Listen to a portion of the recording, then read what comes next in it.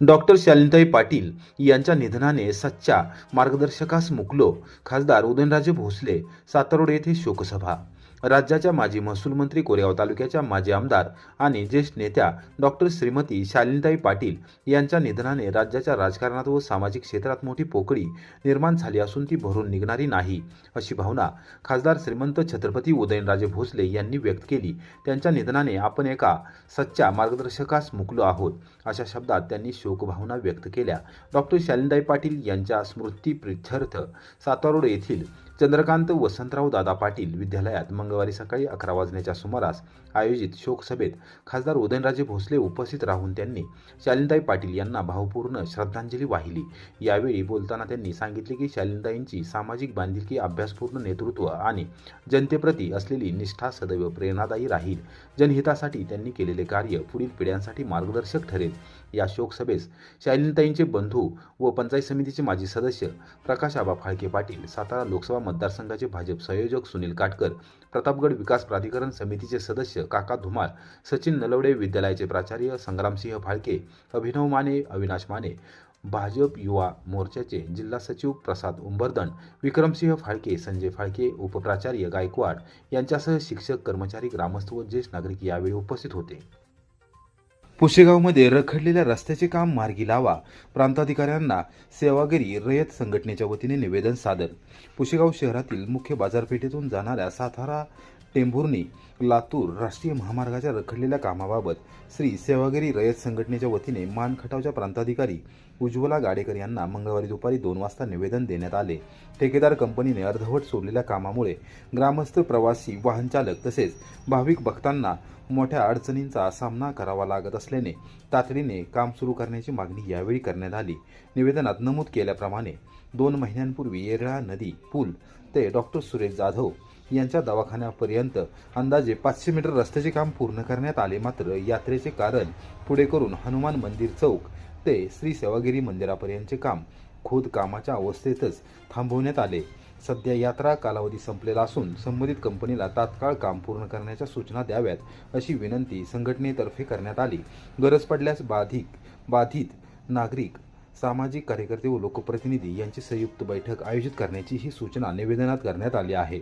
या मागणीची दखल घेत प्रांताधिकारी गाडेकर यांनी संबंधित विभागांना त्वरित पत्रव्यवहार करण्याच्या सूचना केल्या असून लवकरच ग्रामस्थ, लोकप्रतिनिधी व विभागीय अधिकारी यांची संयुक्त बैठक घेऊन प्रश्न मार्गी लावण्यासाठी ठोस उपाययोजना करण्यात येतील, अशी ग्वाही त्यांनी दिल्याची माहिती रयत संघटनेचे अध्यक्ष संदीप जाधव, गौरव जाधव, सचिन देशमुख व गणेश जाधव यांनी दिली. मित्राच्या मृत्यूचा बदला घेण्यासाठी पिस्तुलासह फिरणारा तरुण जेरबंद. कराड गुन्हे प्रकटीकरण शाखेची धडक कारवाई. मित्राच्या मृत्यूचा बदला घेण्याच्या उद्देशाने देशी कट्ट्यासह फिरणाऱ्या तरुणास कराड शहर पोलिसांच्या गुन्हे प्रकटीकरण शाखेने ताब्यात घेतले असून त्याच्याकडून देशी बनावटीची पिस्तूल आणि जिवंत काडतुसे असा एकूण 69,000 रुपयांचा मुद्देमाल जप्त करण्यात आला आहे. शहर पोलिसांकडून याबाबत मंगळवारी दुपारी 4 वाजता माहिती देण्यात आली. पोलीस अधीक्षक तुषार दोशी, अप्पर पोलीस अधीक्षक श्रीमती वैशाली कडूकर, उपविभागीय पोलीस अधिकारी राजश्री पाटील आणि वरिष्ठ पोलीस निरीक्षक राजू तहसीलदार यांच्या मार्गदर्शनाखाली ही कारवाई करण्यात आली. सहाय्यक पोलीस निरीक्षक अशोक भापकर यांना मिळालेल्या गोपनीय माहितीनुसार गुन्हे प्रकटीकरण शाखेच्या पथकाने सोमवारी रात्री गजानन हाऊसिंग सोसायटी परिसरात सापळा रचून पिल्ल्या उर्फ श्रेयस श्रीरंग पवार, राहणार सैदापूर, कराड यास पकडले. त्याची झडती घेतल्यावर त्याच्याकडे 65,000 रुपये किमतीची देशी बनावटीची पिस्तूल, 4,000 रुपये किमतीचे 2 जिवंत काडतुसे असा एकूण 69,000 रुपयांचा मुद्देमाल आढळून आला. या प्रकरणी भारतीय शस्त्र अधिनियम अंतर्गत गुन्हा दाखल करण्यात आला असून पुढील तपास सहाय्यक पोलीस निरीक्षक अशोक भापकर करत आहेत. प्राथमिक चौकशीत पिल्ल्या उर्फ श्रेयस पवार याने अखिलेश नलवडे याच्या मृत्यूस कारणीभूत ठरलेल्या अजिम चांद मुल्ला, राहणार मलकापूर यास ठार मारण्यासाठीच पिस्तूल आणल्याची कबुली दिल्याचे पोलिसांनी सांगितले. वेळेवर कारवाई केल्याने संभाव्य गंभीर गुन्हा टाळल्याने पोलिसांनी नमूद केले आहे. च्या तर्फे त्यांचे जे गुन्हे प्रकटीकरणाचे कर्मचारी आहेत त्यांच्यातर्फे श्रेयस श्रीरंग पवार उर्फ पिल्ल्या याला एक पिस्टल आणि 2 जिवंत काडतूस याच्यासहित पकडलेला आहे. याच्यामध्ये मुख्य गोष्ट अशी आहे की एक म्हणजे एक मोबाईल शॉपी SS येथे अखिल नलावडे याचा एक मृत्यू झाला होता. त्या गुन्ह्यामध्ये जे आरोपी आहेत अजिम मुल्ला याला मारायचं होतं आणि हा जो मयत आहे त्यातला अखिलेश नलावडे ह्याचा हा मित्र आहे श्रेयस पवार आणि त्याचा बदला घेण्याकरता अशी त्याची इच्छा होती. आणि याच्यामध्ये आमच्या म्हणजे DB स्क्वॉडला गुप्त माहिती मिळाली आणि त्याच्यानुसार त्यांनी सापळा रचला आणि हा पिस्टल आणि 2 राऊंड मिळालेले आहेत आणि त्याच्यानुसार आर्म्स ॲक्टनुसार भारतीय आर्म्स ॲक्टनुसार 325 नुसार गुन्हा दाखल आहे आणि पुढचा तपास कराड शहर पोलीस करत आहेत. सर हा रेकॉर्डवरील गुन्हेगारी आहे. नाही, याच्या विरुद्ध आधीचे कोणतेही गुन्हे नाही आहेत. याच्यासोबत अजून कोणी साथीदार वगैरे नाही, आता हे तपासाचा भाग आहे. त्याच्यामध्ये आम्ही PC घेऊ. मुळात हे कुठून मिळवलं, अजून काही इतर आहे का त्याचा नक्की शोध होईल. कारण ही एक कॉन्स्पिरसी दिसते जी मारायची, मग ती एका माणसाच्या ह्याच्यात असेल नसेल हा नक्कीच तपासाचा प्रश्न आहे. पिस्टल कोणी दिलं, कोणी मदत केली, कुठून आणलं, इतर काही गोष्टी आहेत ते नक्की आपल्याला पुढच्या तपासात लक्षात येईल. अपघाताचा बनाव करून युवकाचा खून केल्याचे उघड. शिरवळ पोलिसांनी एकूण 9 आरोपींना केली अटक. पळशी येथील युवकाच्या खून प्रकरणात अपघाताचा बनाव करून घटना लपवण्याचा प्रयत्न करणाऱ्या आरोपींचा शिरोळ पोलिसांनी पर्दाफाश केला आहे. खुनाच्या दाखल गुन्ह्यातील तिघा मुख्य आरोपींना केवळ 12 तासात अटक करण्यात आली असून त्यांना न्यायालयाने 6 जानेवारी 2026 पर्यंत पोलीस कोठडी दिली आहे. मंगळवारी सकाळी 11:30 वाजता आणखी 6 आरोपींना अटक करण्यात आली आहे. एकूण आरोपींची संख्या आता 9 वर पोहोचली आहे.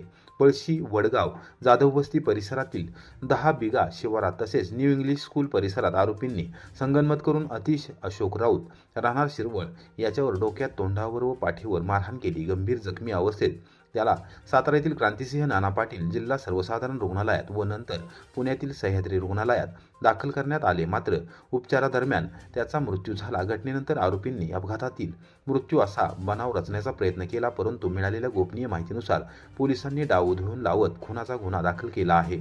पोलीस अधीक्षक तुषार दोशी, अप्पर पोलीस अधीक्षक डॉक्टर वैशाली कडूकर व फलटणचे उपविभागीय पोलीस अधिकारी विशाल खांबे यांच्या मार्गदर्शनाखाली विशेष पथके तयार करण्यात आली होती.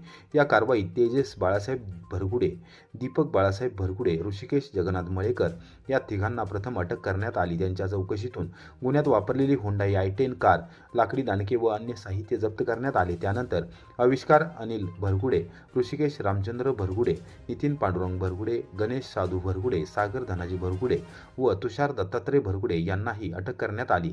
ही कारवाई पोलीस निरीक्षक यशवंत नलावडे, सहाय्यक पोलीस निरीक्षक सुशील भोसले, कीर्ती म्हस्के व त्यांच्या पथकांनी केली.